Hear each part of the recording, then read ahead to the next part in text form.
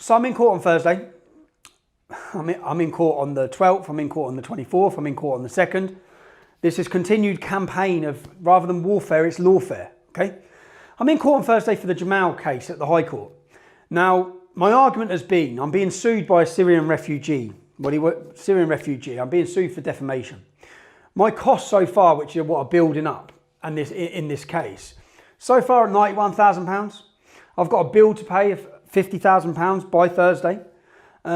These costs just keep going up and up. And whilst my costs are going up on one side, their costs are going up on the other. Now, what I've currently been saying, you may remember that when I was served these legal papers, their solicitor sent a red-haired Antifa extremist to my children's home. You'll see him here pictured outside there.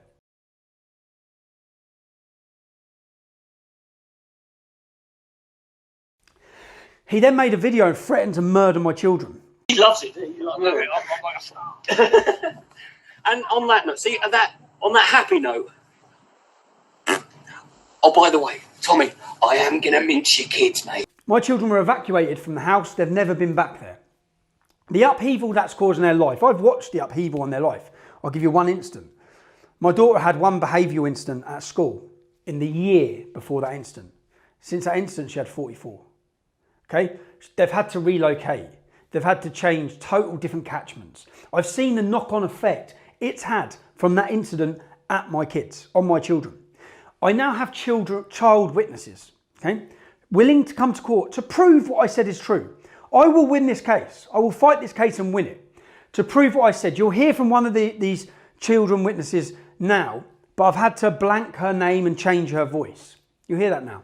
I am a witness for, well, I've given a witness statement, and I was assaulted by Jamal Hijazi at school in year 9. I'm not comfortable with my details going to Jamal's solicitors because I saw personally what happened to in his family because I only live. I saw all the Muslim gangs outside of his house threatening to rape and stab and murder his sisters and his mother and himself. And I have 3 younger sisters and a family, and I don't want that coming on my family. I don't want people at my house like vigilantes trying to kill us and trying to threaten us and stab us and whatever else they do. I also saw the video of the red-headed crazy man going to Tommy Robinson's house, threatening to mince his kids and God knows what else he said. And I am not willing to put my family in that position, but I really do want the truth to come out, and I want to come to court and give a statement. As you can see, she's a child, a vulnerable child, who's willing to tell the truth, but she's scared. She's scared for good reason. She has seen what this law firm done with my child's address. She knows they cannot be trusted. She knows they're in cahoots. She knows that Mohammed Akunji is playing this like a game. She knows that they're working with extremist organisations who threaten to murder children. She's seen the consequence. What sort of parent would I be to put that child in any sort of situation that is a danger to her or her future?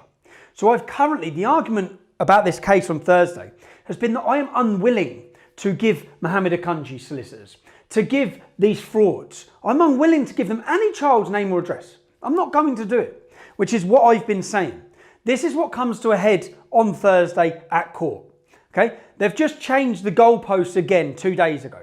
I'll update you on this once we have it in written confirmation, because I can't trust a word this lawyer says or this law firm says. We're in court on Thursday for this incident. Now, my wife or my children, my wife and children have got legal proceedings pending against this law firm for breaching their data, giving their home address, sending someone to threaten to kill them, okay, to this law firm. So they have their own legal case against this law firm, but I'm in court. And my argument to this point has been, I want to fight the case. I will win the case. I want to fight the case. I can prove what I said was true. I have child witnesses and adults all willing to come to court, but I have to protect them. I want an agreement they will never be named. And I want an agreement that law firm do not have their details, because I won't give them to them. Because I'm not about to put that little girl in danger. And she's a beautiful, lovely young girl who is willing to come to court, put herself at risk and tell the truth. Because that's what this is about, getting to the truth. Jamal's solicitors have refused point blank to get his school record or give us access to his school record. Why do you think that is? Why do you think that is? We're now going to have to go to court again and have another court date to get a court order to get their school records, to prove what Jamal's like at school, okay? Why won't you give us his school records? We've tried umpteen times to get them. Now, each time we go to court on this case on Thursday, just for the court case, it's £25,000. What? I've already told you that on their side, their legal side, they took 5 witness statements. £350 an hour their lawyers are charging. £37,000 to get 5 witness statements. This is supposed to bankrupt me and knock me out of the game. I want to fight it. I am fighting it. I'll fight each one of these cases. I was advised at the start of this case, just give him £50,000. Just say sorry. What for? What for? Say sorry for reporting the truth. That would go against everything I stand for and say. And then I've got them wanting to pursue and absolutely bankrupt me for refusing to say sorry. And why should I say sorry when what I said was the truth? If I was to bend on this case, but to fight this case, unfortunately, I need support. I need help to be in a position to fight it. So I'm in court on Thursday. Anyone who has already supported me, I thank you. These cases are just going like that. I didn't expect another case on the 2nd of April. I didn't expect for restraining a paedophile who has molested my daughter to be put in court myself. So that's another case that's coming up that I'm going to have to fight. It's never ending. And as I said, I don't know if I said at the start of this, it's not warfare, it's lawfare. They tie you up in knots. They look at every way they can take you down. This is their latest way. I'm aware, or you may be aware, of other people who have launched new legal proceedings against me, apparently. Yeah? I'll make one thing clear. I'm fighting this case on a principle issue. I want to win this case.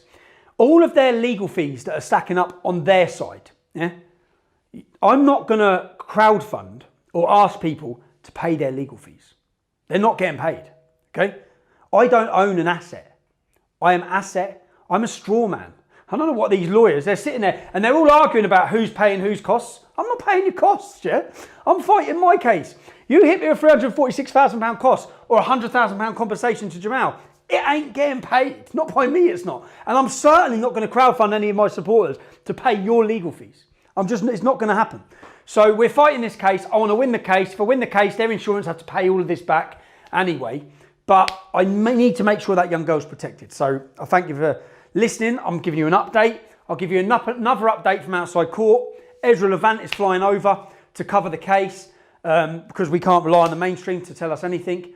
You've seen now that I've got witnesses. I've got multiple witnesses. It's just that I have to do the principal thing to protect those children against these frauds, because that's what they are. They're total frauds. They're frauds, they're sharks, they're working with extremists, they're handing out addresses.